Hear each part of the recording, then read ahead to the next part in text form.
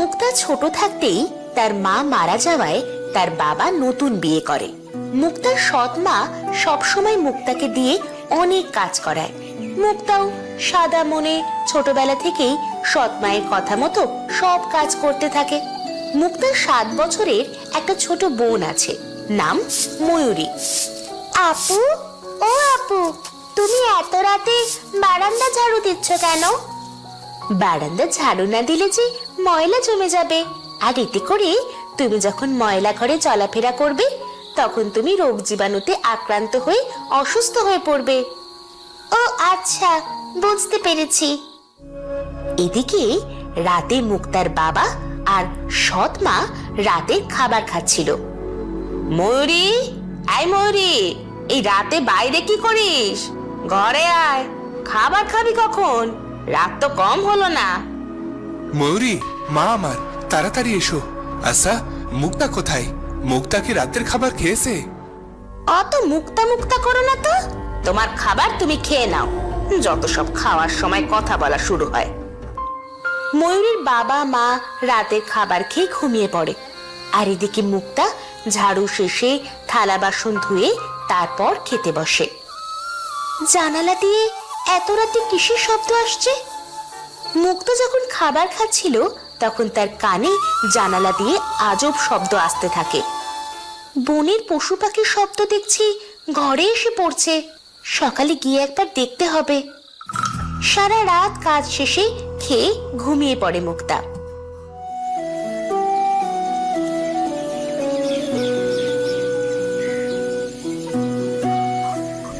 অনেক রাতে ঘুমানোর কারণে সকালে উঠতে মুক্তার দেরি হয়ে যায়। আরে এই মুক্তা, মুক্তা, বলি কি এখন কটা বাজে? সেই কখন সকাল হয়েছে, আর ওদিকে যে সকালের বাসি উঠোন ঝাড়ু দেওয়া হয়নি। আমি আমি এক্ষুনি হাত মুখ ধুয়ে উঠোন ঝাড়ু দিচ্ছি মা। 8টা বাজে উঠোন ঝাড়ু দিতে? তা বলি সকালে সবজি কাটবে কখন? ওইদিকে যে ছোট বোনটার কাঁথা কাপড় এখনো ধোয়া হয়নি। আহারে, ছোট মেয়েটা মনে হয় আজ রাতে ভেজা কাঁথায় ঘুমোবে। আমি যাচ্ছি মা, এক্ষুনি সব পরিষ্কার করে দিয়ে আসছি। এরপরে মুক্তা বাড়ির কাজে লেগে পড়ে।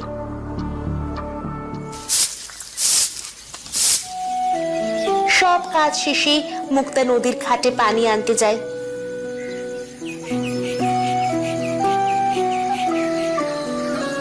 এদিকের পানিটা কেমন যেন, অন্য পাশ থেকে পানি নেই।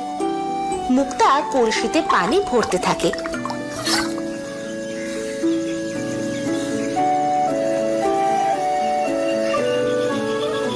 পানি ভরে মুক্তা ভরা কলসি নিয়ে বনের ধার দিয়ে আসতে থাকে। আর তখনই মুক্তার রাতের অদ্ভুত শব্দের কথা মনে পড়ে যায়। আরে, আমার তো মনেই নেই বনের ভেতর থেকে রাতে যে অদ্ভুত শব্দ আসলো সেটা তো দেখা হলো না। এই বলে মুক্তা কলসি নিয়ে বনের ভেতর যেতে থাকে। বনের ভেতরে মুক্তা হাঁটতে থাকে। কই, কোনো কিছুই তো দেখতে পাচ্ছি না। তাছাড়া রাতে যে অদ্ভুত শব্দ শুনলাম সেটাও তো কোনো পশু পাখির বলে মনে হলো না। এমন সময় মুক্তার পায়ে একটা পিঁপড়া কামড় দেয়। উফ, পিঁপড়া! পিঁপড়ার কামড়ে মুক্তার কলসি মাটিতে পড়ে যায়। কলসির সব পানি গড়িয়ে পড়ে যায়। আরে, এ কি? বনের এই গাছটা হঠাৎ শুকিয়ে গেল কি করে? মুক্তার কলসির সব পানি একটা ছোট্ট শুকনো গাছের গোড়ায় পড়ে। যাক বাবা, পানিতে এবার গাছটা ভালোই ভালো বেঁচে উঠলেই হলো। আবার কাল এসে দেখে যেতে হবে।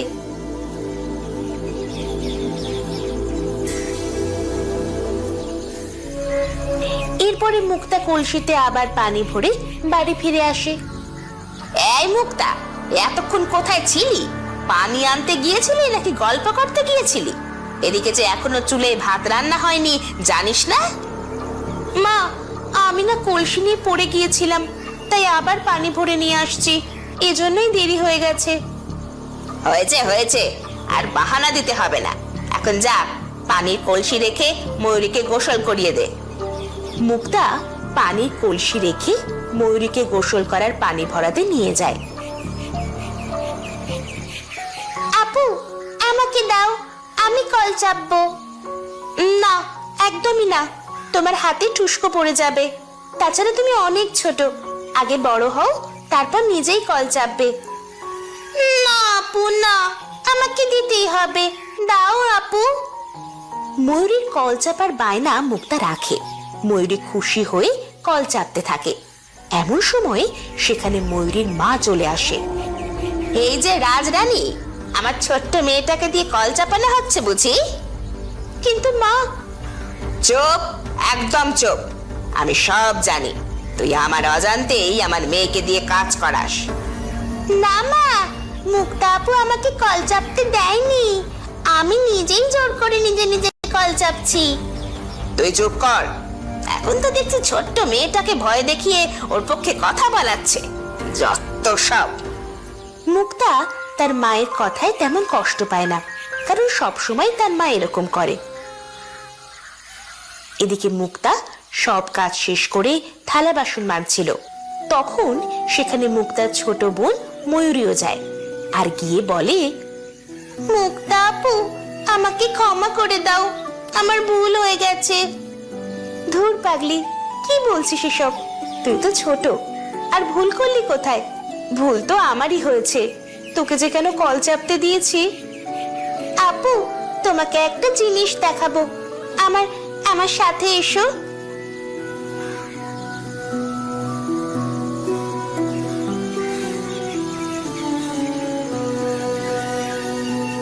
এই কথা বলে ময়ূরী মুক্তাকে নিয়ে বনের সেই মরা গাছটার কাছে যায়। আপু দেখেছো? কেন, কি হয়েছে? আর কি বা দেখবো, এখানে দেখার মতো তো কিছুই নেই। আরে ধুর, তুমি তো দেখছি চোখেও দেখো না। ওই দেখো, গাছের গায়ে একটা লাভ। তুই কি লাভটা বলছিস ময়ূরী? বাড়ি চল তো। লাভ মানে বোঝো না, একটা হার্ট। আমি আরো কয়েকদিন আগে এসে দেখেছি গাছের হাড়টা পুরো সাদা ছিল, কিন্তু আজ এসে দেখি একটু লাল হয়ে আছে। হয়তো কিছু একটা হবে, এখন বাড়ি চল। আর তোকে যেন এই জঙ্গলে আর না দেখি, এদিকে হিংস্র প্রাণী থাকতে পারে। এই বলে তারা বাড়ি চলে আসে।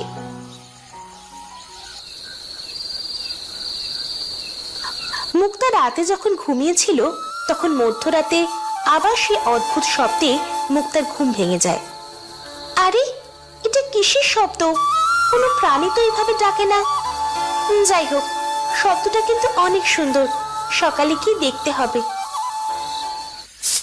পরের দিন সকালে মুক্তা ঘুম থেকে উঠে উঠোন ঝাড়ু দিচ্ছিল। দে ঝাড়ুটা আমার কাছে দে, যা তুই গিয়ে নদী থেকে পানি নিয়ে আয়। মুক্তা তার সৎ মায়ের কথা মতো কলসি নিয়ে নদীতে পানি আনতে যায়। কাল রাতে সেই অদ্ভুত শব্দটা এই জঙ্গল থেকে আসছিল। গিয়ে দেখি তো কিসের শব্দ। মুক্তা কলসি নিয়ে আবার সেই জঙ্গলে যায়। জঙ্গলে গিয়ে মুক্তা হাঁটাহাঁটি করতে থাকে, কিন্তু কোথাও কোনো কিছুই দেখতে পায় না।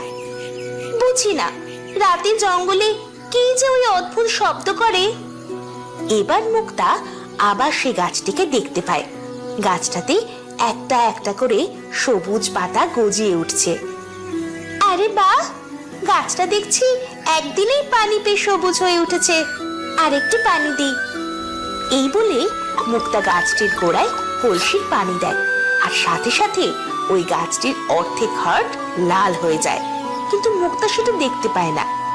এরপরে মুক্তা বাড়ি চলে আসে। রাতে মুক্তা যখন বারান্দা ঝাড়ু দিচ্ছিল, তখন মুক্তার ছোট বোন এসে তাকে বলে, মুক্তা আপু তোমাকে আম্মু আব্বু খাবার খেতে ডাকছে। ময়ূরীর কথা শুনে মুক্তা ঝাড়ু ফেলে তার বাবা মায়ের কাছে যায়। শোন মুক্তা, কাল তো তোকে একটা লোক দেখতে আসবে। সবকিছু ঠিকঠাক থাকলে তোকে বিয়ে দিয়ে দেব। মুক্তা তার বাবা মার কথা শুনে কিছুই বুঝতে পারছিল না। মুক্তা কোনো কথা না বলে চুপ করে থাকে। পরের দিন সকালবেলা মুক্তা আবার নদীতে যায় কলসি নিয়ে জল ভরে আনতে। নদী থেকে জল নিয়ে মুক্তা আবার সেই গাছটির কাছে যায়। হায় হায়, এ আমি কি দেখছি? গাছটা একদিনেই এত বড় হয়ে গেল। দি আর একটু পানি দি। মুক্তার পানি পেয়ে গাছটি একদিনে অনেক বড় হয়ে গিয়েছিল। গাছের ডালপালায় পুরো সবুজ হয়ে গিয়েছিল। যাক, আমার পানি পেয়ে একটা গাছ জীবন্ত হয়ে উঠল। আহা, গাছের নিচে যে কত শান্তি। মুক্তা কলসি রেখে গাছের পাশে হেলান দেয়।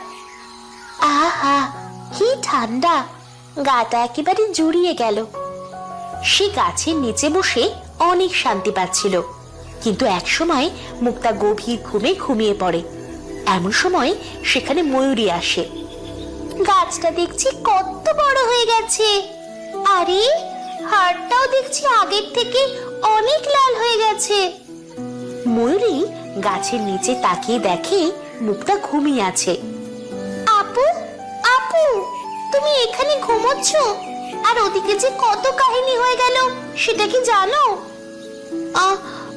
আমি আমি যে কখন ঘুমিয়ে পড়েছি কিছুই বুঝতে পারছি না। আর বাসায় কি হয়েছিল ময়ূরী? তোমাকে দেখতে একটা লোক এসেছিল, কিন্তু তুমি নেই বলে চলে গেছে। হায় হায়, এখন বাড়ি গেলে মা তো আর আস্ত রাখবে না। আল্লাহ, তুমি রহমত করো। আমি যে কোন ফাঁকে ঘুমিয়ে পড়েছি। ধ্যাৎ। যাই বলো আপু, এক হিসেবে ভালোই হয়েছে। কেন রে ময়ূরী, এ কথা কেন বললি? আরে বলো না আপু, যে লোকটা তোমাকে দেখতে এসেছে সেই লোকটা অনেক বুড়ো। ওই বুড়োকে আমি কোনোদিনও দুলাভাই বলতাম না।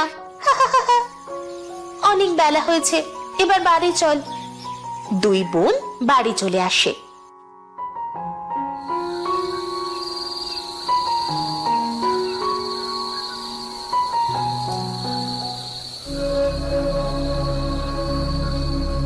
রাতে মুক্তার মা বাবা মুক্তাকে ডাক দেয়। মুক্তা, তুই জানিস না কত কষ্ট করে তোর জন্য একটা ছেলে পেয়েছিলাম, আর তুই কি না না না না তুই আর আমার মান সম্মান বলতে কিছুই রাখলি না মুক্তা। কি আর করবে, মান সম্মানওয়ালা মেয়ে তো আর জন্ম দাওনি, দিয়েছো এক বজ্জাত মেয়েকে জন্ম। ওভাবে বলো না মা, আমি। হয়েছে হয়েছে, এখন ন্যাকা কান্না কাঁদতে হবে না। যত সব আমার ঘরে এসেই জুটেছে। কত কষ্ট করে আমার বাপের বাড়ির গ্রাম থেকে সম্বন্ধ এনেছিলাম। তুমি চুপ করো, অনেক হয়েছে। ওর কপালে যা লেখা আছে তাই হবে। হ্যাঁ হ্যাঁ, অনেক তো হবেই।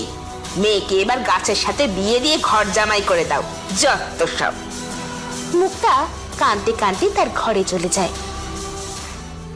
হে খোদা, তুমি আমার কপালে আর কত অঘটন লিখে রাখছো, আমি যে আর সইতে পারছি না। থাক আপু, কেঁদো না। আল্লাহ যা করে আমাদের সবার ভালোর জন্যই করে। ময়ূরী তার বাবা মার কাছে চলে যায়। এদিকে মুক্তা তার রুমে কাঁদতে কাঁদতে একসময় ঘুমিয়ে পড়ে। রাত তখন অনেক গভীর, সবাই তখন ঘুমিয়ে গেছে। গভীর রাতে আবার ওই একই আজব আর অদ্ভুত শব্দে মুক্তার ঘুম ভেঙে যায়। আজ আবার ওই শব্দে ঘুমটা ভেঙে গেল, কিন্তু বুঝি না এত রাতে কি এরকম শব্দ করে। যাই হোক, শব্দটা আমার কাছে দারুণ লাগে, গিয়ে একবার দেখে আসি তো। এই বলে মুক্তা ঘর থেকে বের হয়ে যায়। আকাশে চাঁদ উঠেছে, চারিদিকে পূর্ণিমার আলোয় ঝলমল করছে। মুক্তা ওই শব্দের দিকে হেঁটেই চলেছে। ঘর থেকে বের হয়ে হেঁটে হেঁটে নদীর পাড়ে আসে। নদীর পথ ধরে ধরে জঙ্গলে চলে আসে মুক্তা। অদ্ভুত শব্দে মুক্তা বিমোহিত হয়ে কোন সময় যে সেই গাছটার কাছে চলে এসেছে মুক্তা নিজেই বুঝতে পারেনি। কি তুমি? তোমাকে তো আগে কখনো দেখিনি। তুমি এই গাছের নিচে বসে বাঁশি বাজাচ্ছ কেন? আমি অচিন রাজ্যের রাজকুমার। এই গাছটাই আমার প্রাণ। আমি এই গাছের ভেতরে বন্দি। কি যাতা বলছো? মানুষ আবার গাছে বন্দি কি করে হয়? এটা আমিও বিশ্বাস করতাম না। আমার রাজ্যে এক কথা বলা গাছ ছিল, কিন্তু আমি তাকে বিশ্বাস করতাম না।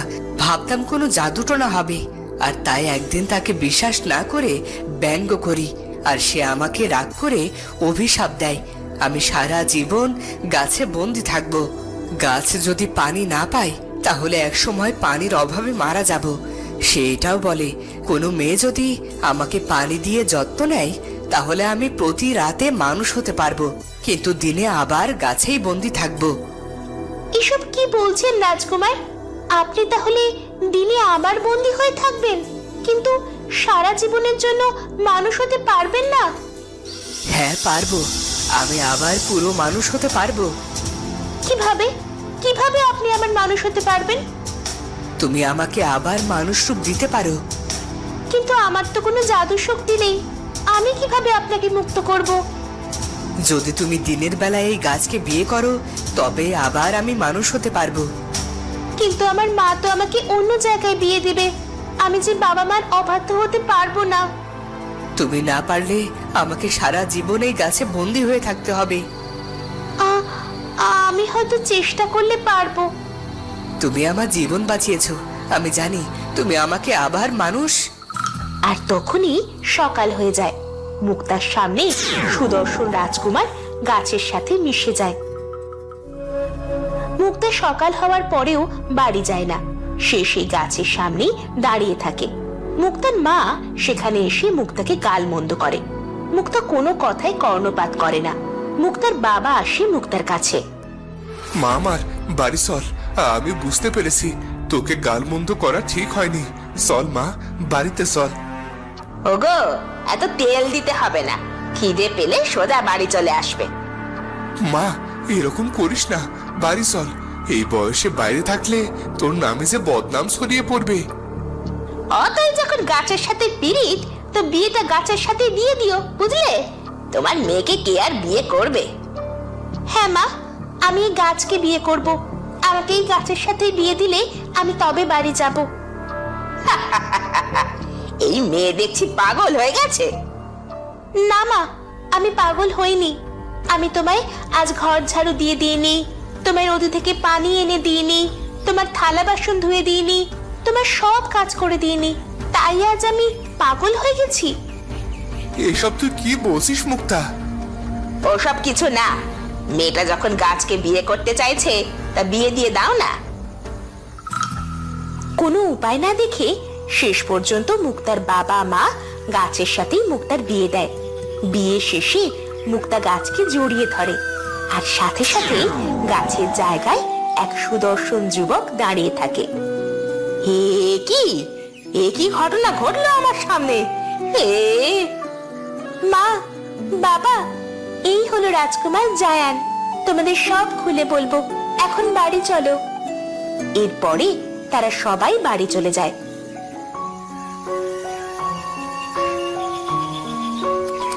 এদিকে রাজকুমার জায়ান মুক্তাকে নিয়ে অচিন রাজ্যে যায়।